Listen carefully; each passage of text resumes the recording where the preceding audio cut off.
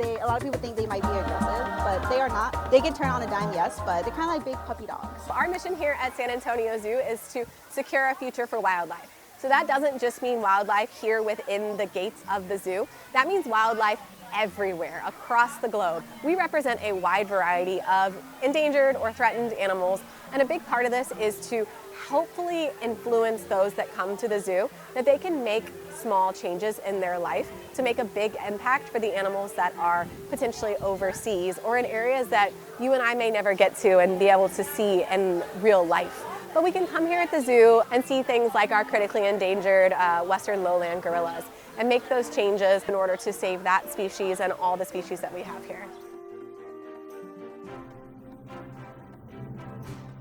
So right behind us we have Stormy. He is unique because his horns aren't really as long as the other two girls. He's a gentleman. He is 35 years old. On average, rhinos live like around 30 to 40. In human care, they can live up to 50. So he is a little bit older. He is more calm and kind of to himself. He is very independent. Right over here, we have Rhino and West.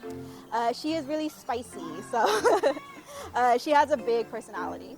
And West is kind of like her sidekick. She is always with Rhino. They came here on the same day from Florida.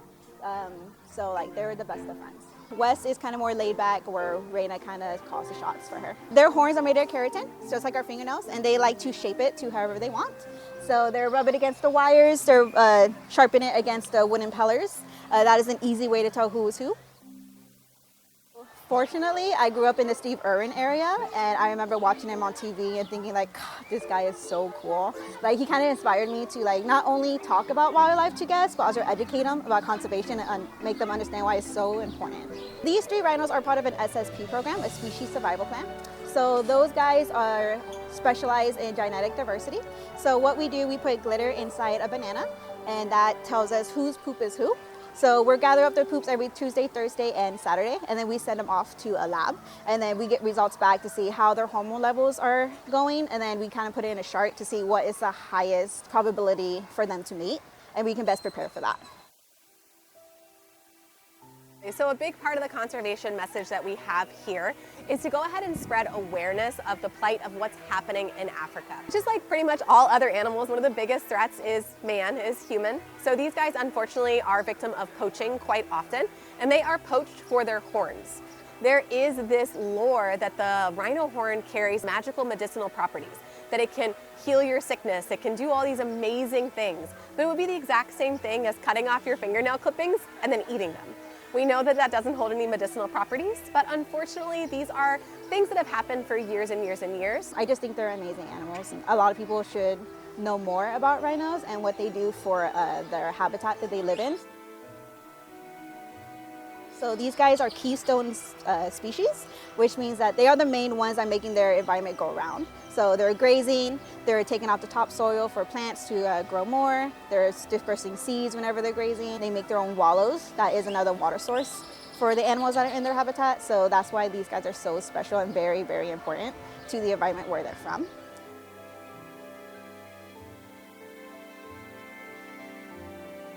Well, the northern white rhinos are considered functionally extinct. What that means is there are only 2 left on the planet, and they are both female. Although they are still existing, we don't have the capability to reproduce. Rhinos are also pregnant for a very, very long time. Their gestation period is one of the longest, up to about 15 to 18 months of gestation period.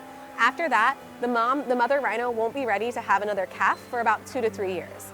So if you're thinking that we're looking at about 5 years in order for them to continue to reproduce, the rate that we're losing them compared to the rate that they're able to reproduce, it doesn't equal. So we are unfortunately getting very close for all 5 rhino species to be considered critically endangered. When you're so close, you're forming bonds with these animals when you're caring for them, making sure they're eating well. The biggest thing to understand about zoos is zoos save species.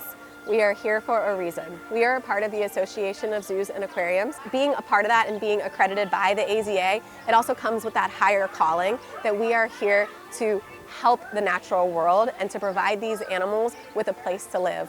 Because without zoos, then wild, I say quote unquote wild, because there really is no wild left. Without those of us in zoos, working with native countries and native ranges, this wild will cease to exist. So it is so important to support your local zoos, do your research, learn how you can help conserve species, and to work as a partnership with them. I am making a difference in conservation, keeping track of their hormones, making sure that if they can mate, we can up their numbers.